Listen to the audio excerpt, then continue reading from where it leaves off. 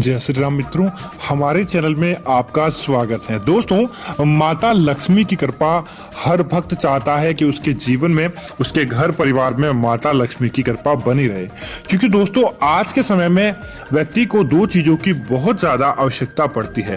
पहला कि उसका उत्तम स्वास्थ्य हो और दूसरा कि उसके घर के अंदर कभी भी धन की कमी नहीं हो, लक्ष्मी की कमी नहीं हो।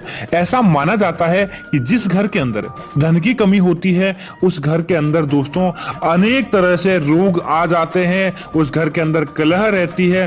तो आज हम आपको झाड़ू का ऐसा उपाय बताएंगे जिसको करने के बाद आप कहेंगे कि आपके जीवन में अब कष्ट नहीं है, आपके घर के अंदर सुखों का निवास है, आपके घर के अंदर माता लक्ष्मी का निवास है।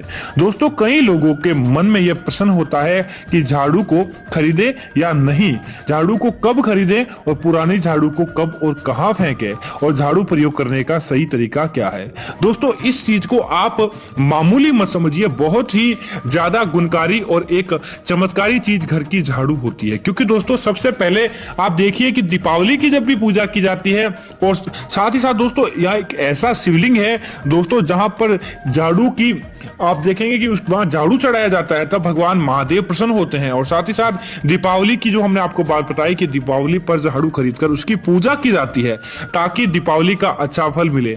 खजुराहो की जो मूर्तियां मिली है दोस्तों, वहां पर भी जो नर्तकी थे या जो मूर्ति शिल्पकारों ने बनाई है उसके अंदर दोस्तों उनके साथ ही झाड़ू का निर्माण भी किया है। इसे एक चमत्कारी चीज मानी है। पौराणिक ज्योतिष शास्त्र में इसका बहुत ज्यादा उपयोग किया जाता था। दोस्तों, पहले तो हम आपको एक छोटा सा उपाय बता दें कि घर में धन के लिए आपको क्या करना है, ताकि आपके घर के अंदर छोटा सा उपाय है, आप करके देखिए, छोटी मोटी चीजें तो आपकी ऐसे ही मिट जाएगी।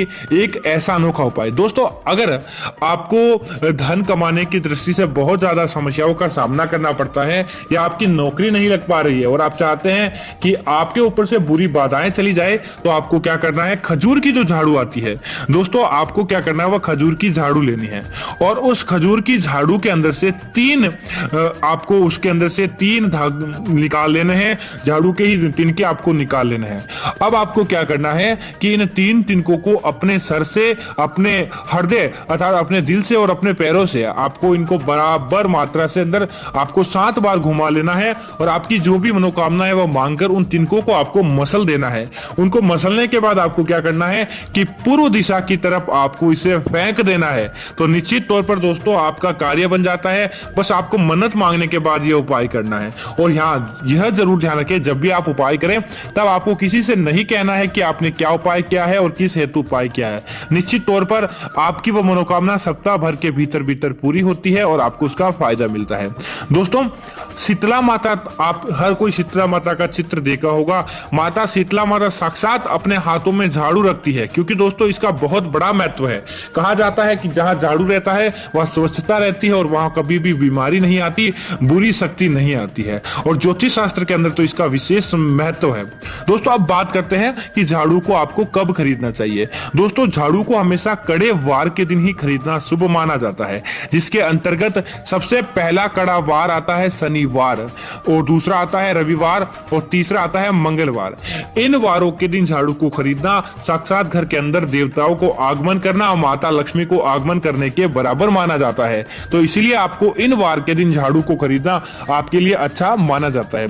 दोस्तों, एक बात आपको जरूर ध्यान रखनी है कि जब भी आप अपने घर के अंदर झाड़ू लेकर आए तो सबसे पहले आपको जिस दिन आपने झाड़ू लिया है उसी दिन आपको उस झाड़ू का उपयोग कर लेना चाहिए। हाँ, आपने फ्यूचर के लिए लिया है, लेकिन जब भी आप लेकर आए तो उसका एक बार आप उपयोग कर लें, उसके बाद अपने कहीं भी स्थान पर रख दें। लेकिन जिस वार के दिन झाड़ू को खरीदकर जिस दिन उपयोग किया जाता है वह दिन बहुत ही अच्छा माना जाता है।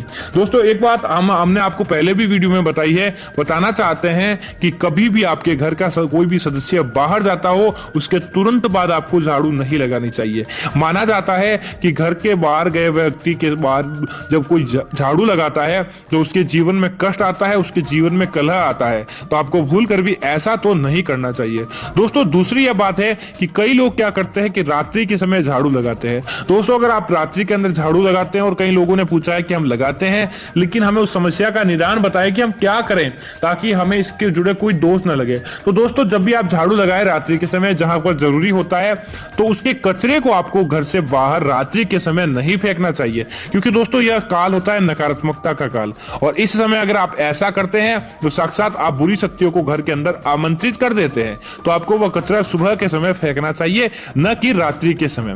दोस्तों एक बात और कि जब भी आप अपने घर का पुराना झाड़ू लेकर आए तो कई लोगों ने बताया है कि उसको कहां फेंके, हमारे लिए बहुत बड़ी समस्या है। दोस्तों जब झाड़ू आपके घर का पुराना हो जाता है तो उसे फेंकना भी जरूरी होता है।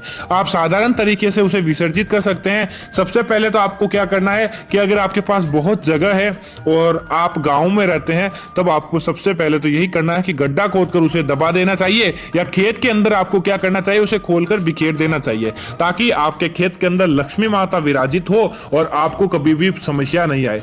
और दोस्तों जो लोग शहरों में रहते हैं उनको बड़ी प्रॉब्लम आती है कि हम पुरानी झाड़ू का क्या करें।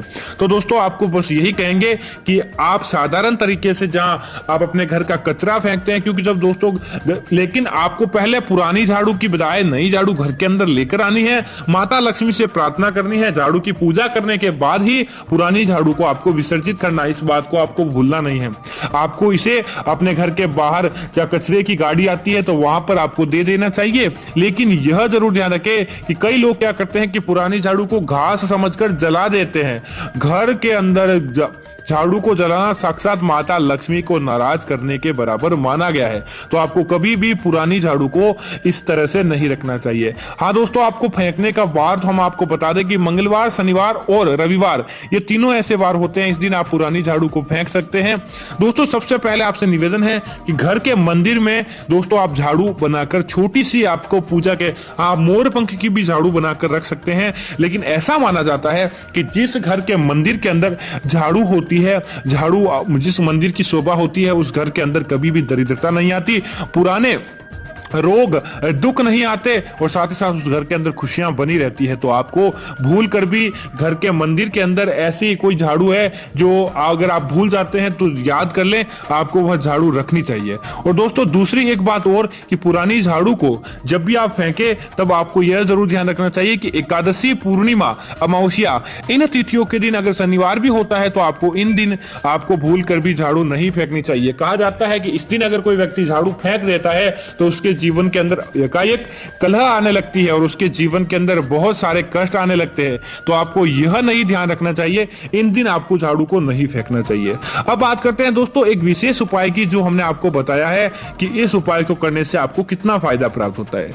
दोस्तों अगर आपके जीवन में कोई कलह चल रही होती है और आप चाहते हैं कि वह कलह समाप्त हो जाए, तो आपको आपके निकट अगर देवी लक्ष्मी का मंदिर है तो वहां पर आपको जाना है और उसके जुड़ी प्रार्थना करनी है। और प्रार्थना करने के बाद आपको माता लक्ष्मी से यही कहना है कि जब भी आपकी मनोकामना पूरी होगी तब आपके मंदिर के अंदर झाड़ू का दान दिया जाए। दोस्तों एक झाड़ू का विशेष दोस्तों, चांदी एक ऐसी धातु है जो कि पुण्य की, ऐश्वर्य की मानी जाती है।